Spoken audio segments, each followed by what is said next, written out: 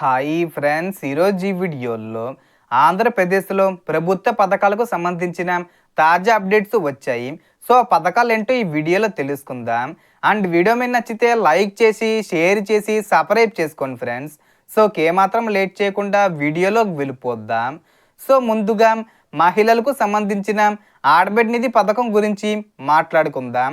ఈ పథకం అమలుకు సంబంధించి ప్రస్తుతం పూర్తి అధికారిక మార్గదర్శకాలు విడుదల కావాల్సి ఉంది.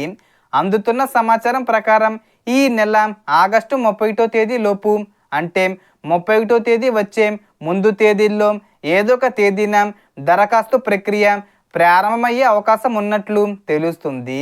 అయితే దీనిపై ప్రభుత్వం నుంచి అధికారిక ప్రకటన, పూర్తి రూల్స్ వచ్చిన తర్వాతే అర్హతలు, దరఖాస్తు విధానం, అవసరమైన పత్రాలు వంటి వివరాలపై స్పష్టత వస్తుంది.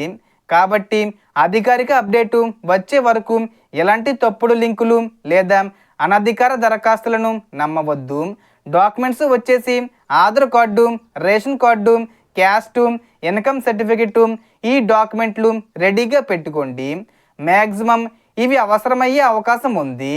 ఇక తల్లికి వందనం పథకంలో మొదటి విడతకు సంబంధించి గ్రీవియన్స్ పెట్టుకున్న విద్యార్థులకు చెల్లింపులు చేయనున్నట్లు సమాచారం.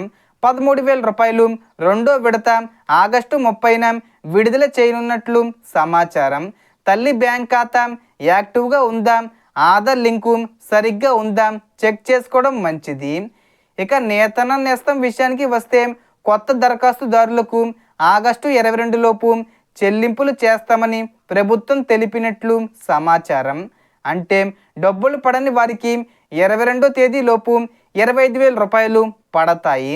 పాత లబ్ధిదారుల్లో డబ్బులు రాని వారికి వెరిఫికేషన్ పూర్తయ్యాక చెల్లింపులు చేయనున్నట్లు సమాచారం. ఇక బీసీలకు ప్రత్యేక చట్టం 50 సంవత్సరాలకే పెన్షన్ అంశంపై కూడా మరిన్ని వివరాలు ప్రభుత్వం నుంచి రావాల్సి ఉంది.